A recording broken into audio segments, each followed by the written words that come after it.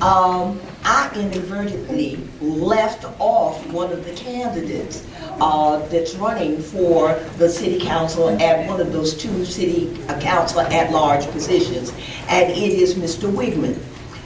He's the one, a Republican candidate that is running for the at-large seat. He is present, and I did not call his name. Mr. Wegman, I sincerely apologize, but ladies and gentlemen, this gentleman is here.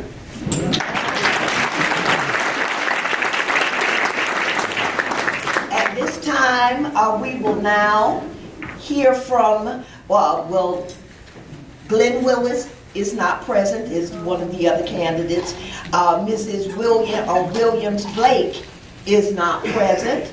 And so at this time, we will hear from Mr. Issac Willson III. Mr. Wilson will have 3 minutes to introduce himself, and his representative will ask him no more than 3 questions that were given to them by you. Good evening. Good evening. Again, I'm Issac Willson III, and I am running for city council at large.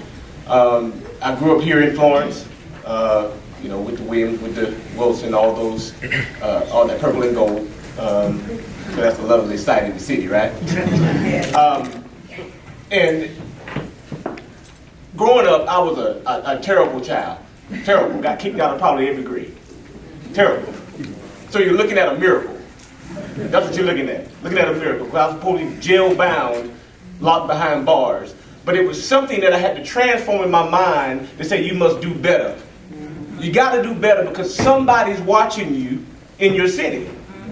And so when I made that determination that I was going to do better for people that was watching me, it transformed me into say, you know what? You got to be a public servant for your city. So throughout all my experiences, I always knew I was going to come back here. It led me to write a children's book, The Bullying Me, and become one of the national leaders when it comes to bullying in our schools. I've been tasked with being on Obama's task force for bullying. So what I do is go around the country and I write curriculums for schools to keep your children safe. And that's dear to my heart. So that's where I started out at. But I had to come back to Florence because it was something in Florence that I did not see, that I saw when I was traveling the country. It was the community. The community was not being supported by the city. It's community. That's what makes your city. Yeah, so you've done the easy part by cleaning up the city. You put nice buildings up, you've paved some roads, you put some sidewalks down there. But what have you done for the community? And that's why I'm running for city council at large, because I need my cities to be strong. And if your cities are strong, you build strong people to go into the workforce. You build strong people to go and get a good education. You build strong people that will leave and come back to still make their city strong. So that's what we must do, and that's the main reason why I'm running for city council at large.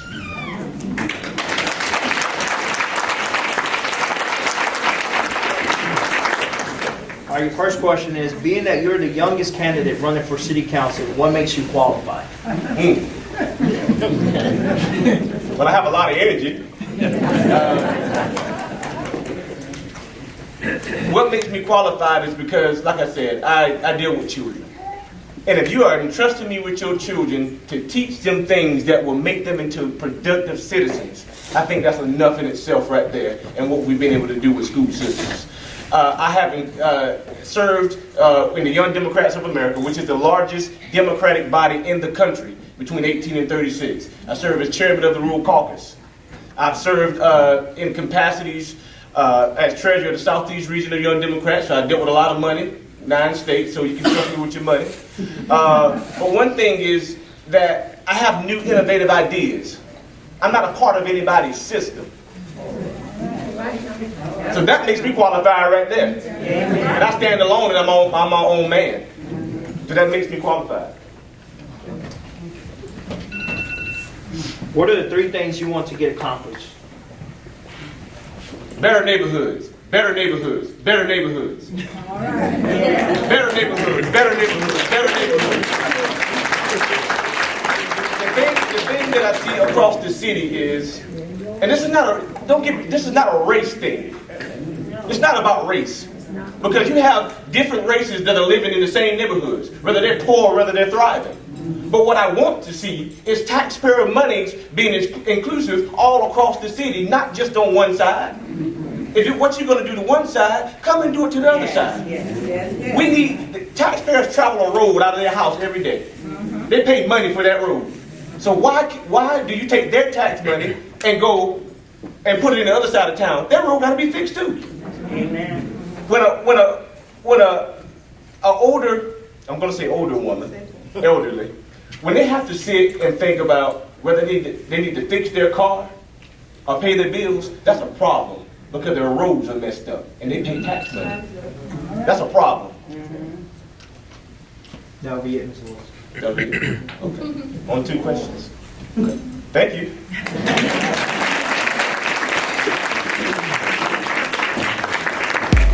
I think it went very well. We talked about the issues that really matter to people and talked about issues that are really real down-home issues that we're really concerned about. When you talk about roads and people having to make a decision whether to pay their rent or to get something fixed on the vehicles because their tax money is not paying for roads, I think that's a very, very pertinent issue. And when we talk about revitalization and businesses coming to our city, these are real issues that people are concerned with. So I think we hit some ground today with some voters that I think will come out for us and will be victorious on June the 14th. Well, I think the other candidates did very well. They talked about things they were going to do, but I think the only difference with us, with us candidates, is that the issues that we're talking about. Most of them talked about issues relative to children, and yes, that's important. But children are not the only people that live in Florence. We have elderly live here. We have working class people that live here. We gotta go across the spectrum of the people that live in our city, and not just focus on one dynamic. So I think that's the only difference in the candidates that spoke tonight. I just want you guys to go out and vote. We have a strong young candidate who's able to be mobilized across the city, and one that believes that Florence can be great. We can really be great, and it can be a city that you can believe in, and you can tell your friends to come on and move to the greatest city in the planet. Okay, my name is Janice Godbolt, G-O-D-B-O-L-T, and I'm basically new to the Florence area. Been here for about approximately 3 years, and I really didn't know any of the candidates. And so I thought this forum would be a great way for me to get the information that I need to make a sound decision about who I would like to see lead us here in Florence. I was very impressed with a lot of the platforms, and there were issues that were going on here in Florence that I didn't have any knowledge of, and so I was glad to be able to get that type of information. Well, actually, there were some that I actually took notes, and there were some that I put a star next to their name so I can do further investigation as to some of the other issues.